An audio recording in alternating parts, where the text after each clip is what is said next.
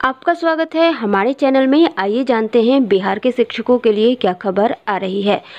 अभी निष्ठा प्रशिक्षण चल रहा है दीक्षा ऐप पर। ये प्रशिक्षण सभी शिक्षक ले रहे हैं। इसमें कुछ प्रश्न उत्तर हैं जिनके सवालों के जवाब शिक्षकों को देने हैं।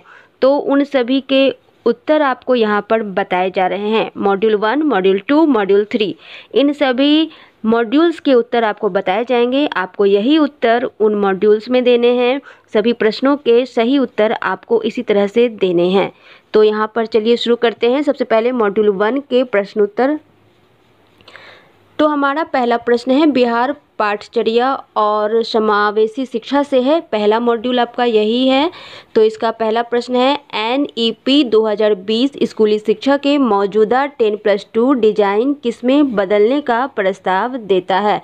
तो इसका उत्तर होगा 5+3+3+4। ठीक है। अब हमारा दूसरा प्रश्न है। दूसरा प्रश्न है भारत में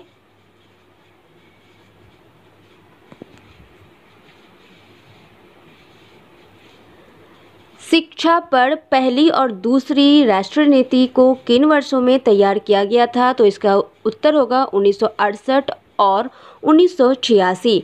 हमारा तीसरा प्रश्न है निम्नलिखित में से कौन सा कथन पाठ्यक्रम के लिए मान्य नहीं है। तो इसका उत्तर होगा यह भारत में विभिन्न स्तरों पर शिक्षक के लिए दृष्टि प्रदान करता है।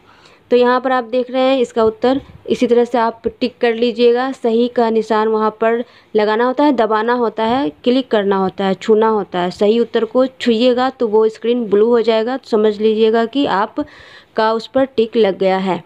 हमारा चौथा प्रश्न है विकलांग व्यक्ति अधिनियम 2016 समावेशी शिक्षा को शिक्षा की एक प्रणाली के रूप में परिभाषित करता है जिसमें विकलांगता और बिना विकलांगता वाले छात्र शामिल हैं। तो इसका उत्तर होगा एक साथ सीखें और शिक्षण और सीखने की प्रणाली उपयुक्त रूप से अनुकूलित है।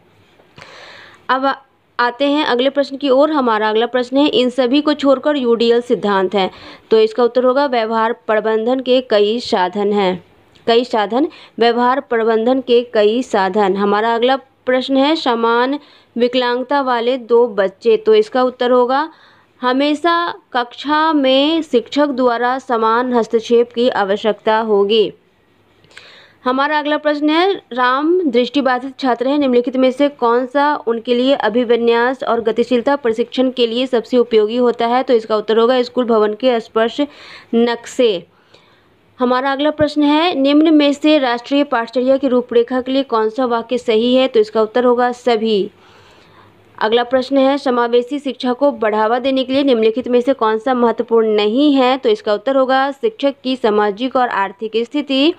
इसके अलावा हमारा अगला प्रश्न है बच्चों को निःशुल्क और अनिवार्य शिक्षा का अधिकार RTE अधिनियम कब अधिनियमित किया गया और कौन से वर्ष लागू किया गया। तो इसका उत्तर होगा वर्ष 2009 में अधिनियमित किया गया और अप्रैल 2010 में इसे लागू किया गया।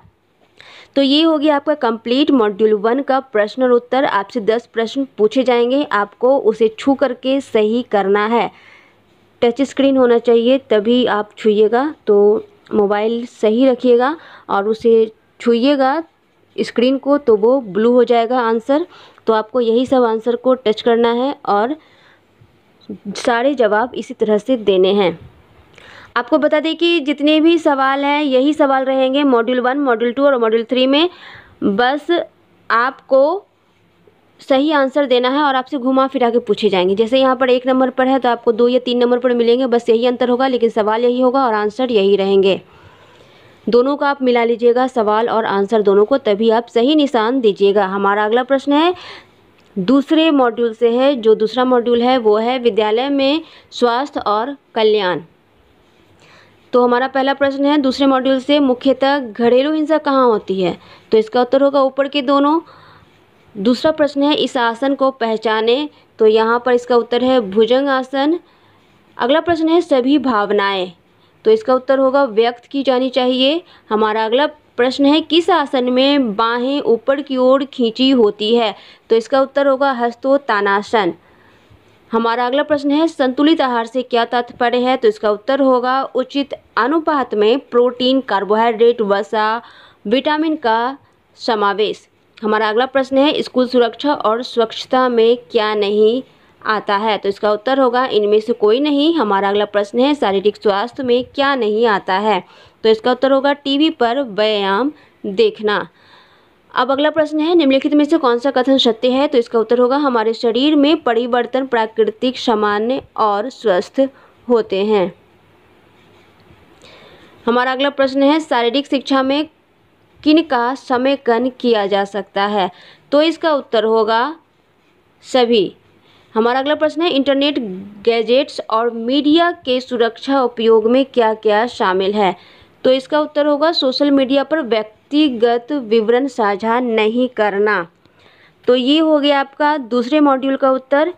यही सारे प्रश्न आपसे भी पूछे जाएंगे, घुमा फिरा करके पूछा जाएगा, आपको इसी तरह से उत्तर देना है।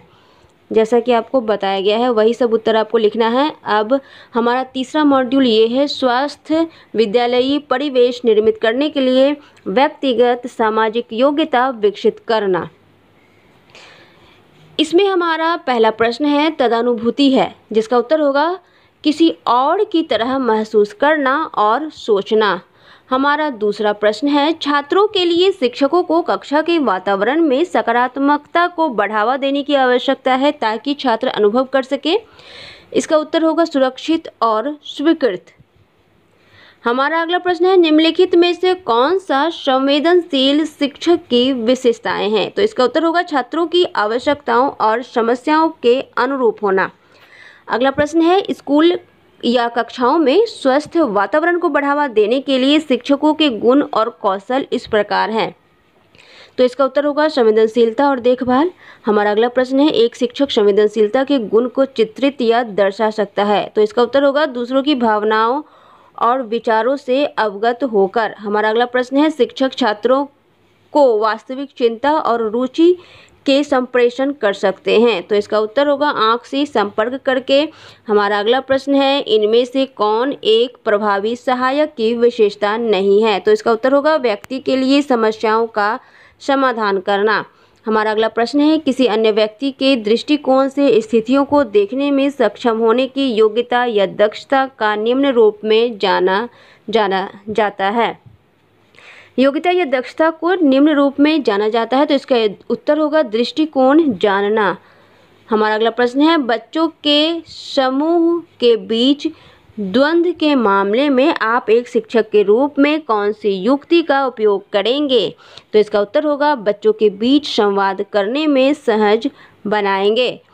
अगला प्रश्न है चौकस श्रवण कौशल उपस्थित होने के लिए एक शिक्षक को छात्रों के निम्नलिखित पर ध्यान देने की आवश्यकता होती है। तो इसका उत्तर होगा सभी।